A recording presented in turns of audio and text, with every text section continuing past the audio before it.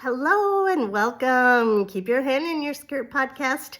My name is Sabrina Brightstar. I am your multidimensional host.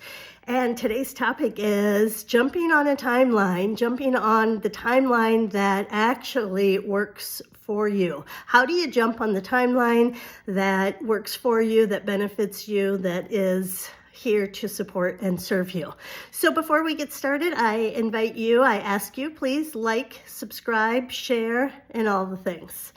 So I have not made a post for a few weeks. I have been busy doing some other things, and one of the things that I'm really noticing, and I'm sure everybody is super noticing this, is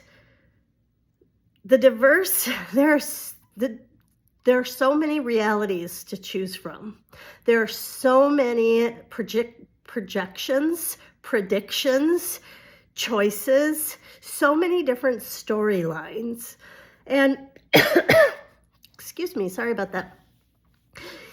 If you align and agree with a story, then you're inviting that set point. You're inviting that vibrational frequency to be a part of your reality. Everything is energy. Everything is vibration. Everything has a similar vibrational set point, right? So if you're, there's not a hierarchy in the sense of, from your multidimensional perspective, from our 5D perspective, there's no judgment if you're in a denser vibration or a higher vibration. They're just all these vibrational realities that exist simultaneously. But from a third dimension, from a denser reality, there's so much judgment. We know in the 3D, it is the polarity planet. 3D is a denser planet that has more of a limited point of view. Literally, the glasses that you're wearing, when you're wearing your 3D glasses, you have a much more narrow point of view because your capacity to see is limited. So if you're wearing glasses and your glasses allow you to see this much, it's very different than if your glasses only allow you to see that much. So when you have your 3D glasses on, there's no judgment in that, but inside that more limited space, there's more, it's the polarity space. It's the place where this is right, this is wrong. This is the proper way, that's the wrong way, right? We have these politically, we see it. We just see it so intensely when we're in 3D. But when we open up that space, when we go to the fourth dimension and we have the awareness that there's more to the story, that we were born into a very confined, controlled, limited viewpoint or reality, and once we start to expand our awareness, our consciousness starts to evolve, grow, expand, and we start to realize hey, there's way more to the story. Then we start to see more possibilities. We start to understand how this could be true and this could also be true. And then when we pop into the fifth dimension, we have the awareness or the knowing that all things exist simultaneously. There's multiple choices, multiple realities, multiple versions of you. And so what I'm suggesting, what I'm encouraging people to do is look at who you're influenced by. Because who you choose to bring into your reality, who you choose to listen to, who you choose, what books you choose to read, what shows you choose to watch, what conversations you choose to have, those are all your choices, right? It's your frequency, your beliefs, your choice. No one gets to get inside there. People can try to influence you, persuade you. We know, right? We know with commercials, we know with advertising, there is a manipulation that happens, right? There's a reason when you go to a restaurant that they play the music really, really loud. There's a lot of manipulative behavior to get humans to behave in the way people want. So you'll purchase whatever, you'll drink more, you'll eat more. There's different manipulations always happening, but it's always your choice if you choose to align and agree with it. Aligning and agreeing is your choice. And you also have the choice to examine it, self-reflect on it. Like, hey, when I go to this place, or I listen to this podcast, or I listen to have this conversation at work on this topic, how do I feel? Does it lift my spirits? Does it nurture my soul, my spirit, my essence, my body?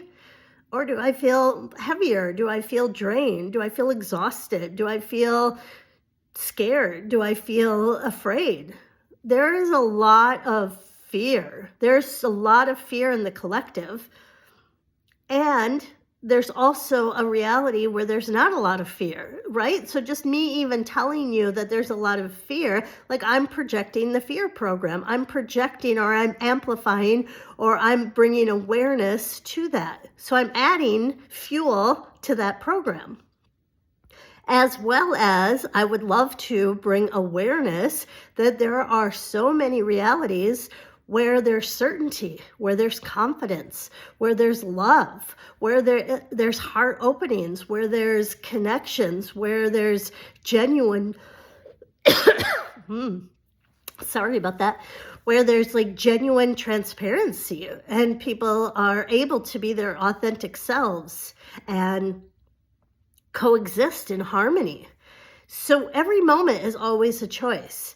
And so like there are, for example, I wanted to share, there's some, I'll just be honest, there's some people in the spiritual community that I really, really, really like.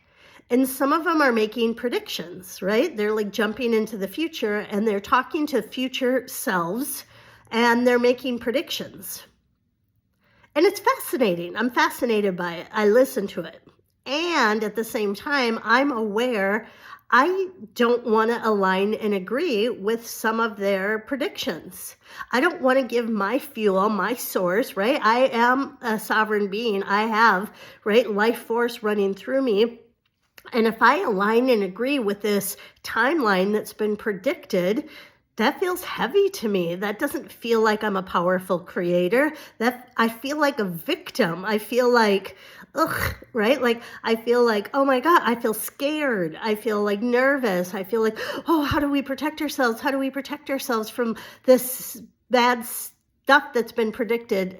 You know, and I'm like, no, like Brightstar, I talk to myself, right? I'm like, Brightstar, you know too much. you know too much. You know too much, right? Like, so yes, I do like to communicate with versions of me, with different aspects of me. We could call it future aspects of me. They're just different aspects of me that have different sets of awarenesses. But I can call in the aspects of me, the versions of me, the future self of me that has undergone a smooth and easy, a harmonious transition to heaven on earth, right? I do believe we are in a timeline where we are bringing heaven to earth. We're doing it. It's not gonna happen. It is happening, right? We're not preparing to go on the journey anymore. We're in the journey. We're deep in the journey. We are traveling. We are on the vacation of a lifetime. We are on the journey of a lifetime, and we are powerful. We are sovereign beings. We have an inner knowing, an inner inheritance to know we can create whatever the heck we want. And if we want to go on a ride that's scary, like a haunted house, if we want to do that, we can. But that's not required. We don't have to have extreme contrast in order to have appreciation. Like that's another story, right? Like some people say, well, you have to have extreme discomfort, extreme contrast to know what you do appreciate. Yes, that's one choice. It's one belief system. And there are other belief systems. So you can close your eyes right now, take a conscious breath, drop into your heart, and just ask your multidimensional self, let me experience a timeline where it's easy, where it's smooth, where it's harmonious, where it's unified, where it's united, where we got from point A to point B swiftly, easily, effortlessly, happily, joyfully, peacefully. And you get to call that in, because what is your imagination? Imagination is using thought forms, right? Dropping into the quantum field with your imagination, with your thought forms, to either be imagining worst possible outcomes or best possible outcomes or something in between.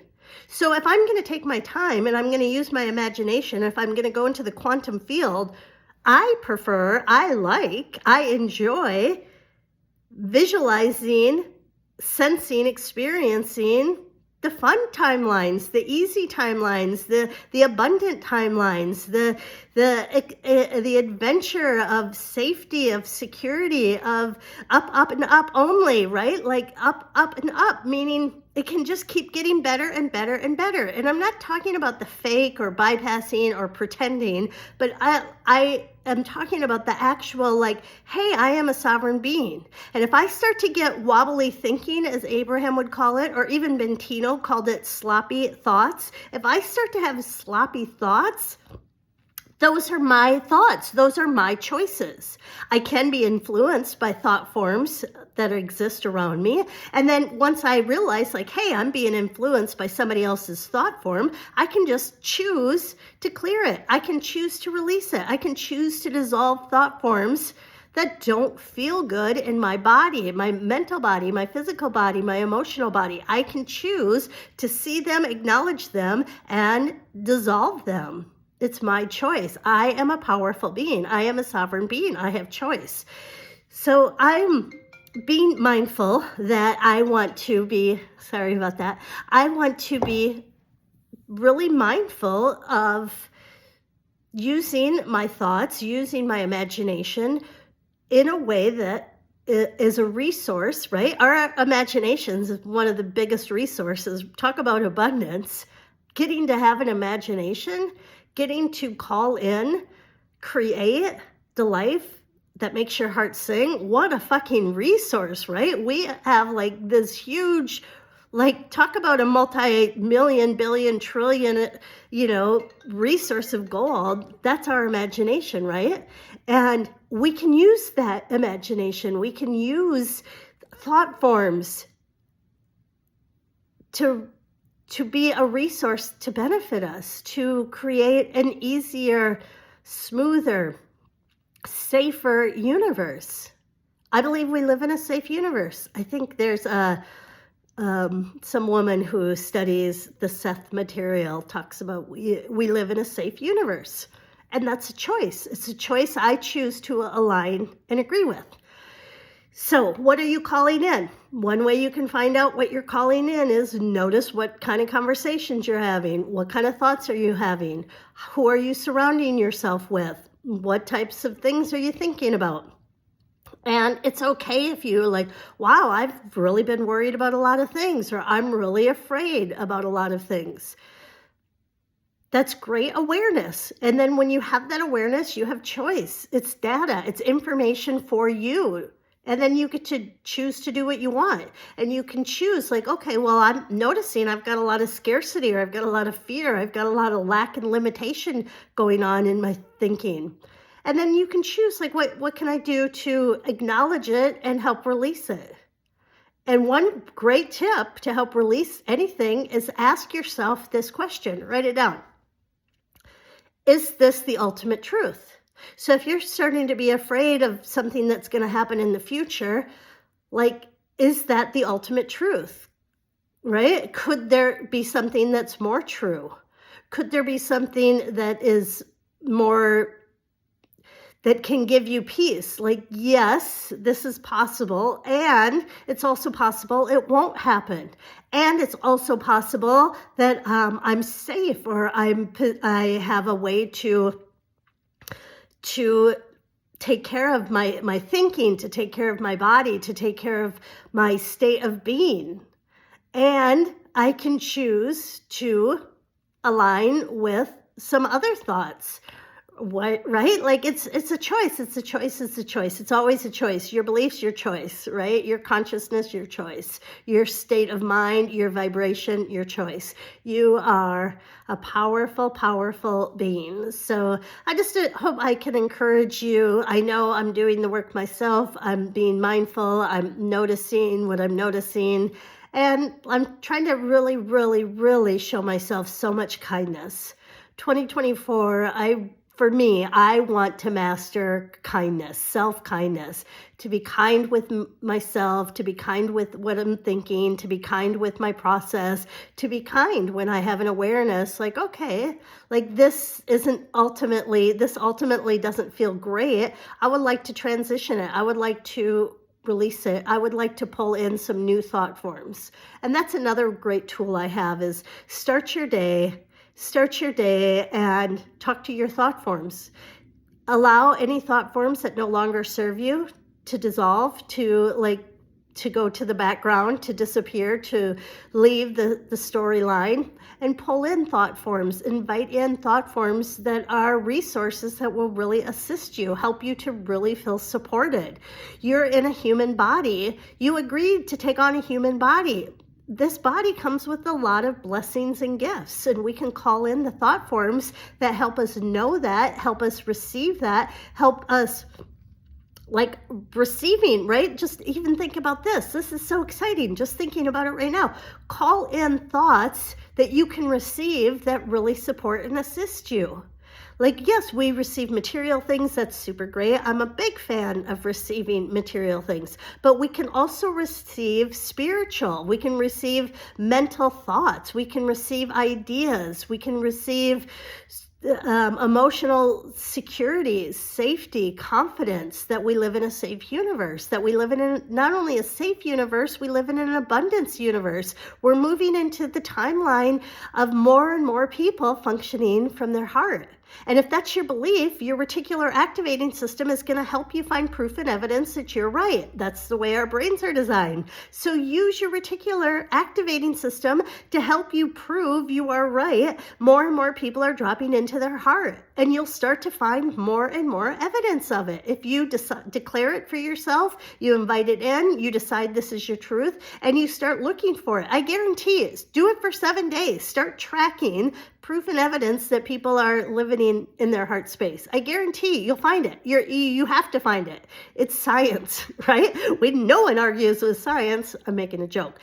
But it's the way we're designed. Law of momentum. Once you start noticing, oh, there's so many people living from their heart space, then it will grow, it will amplify.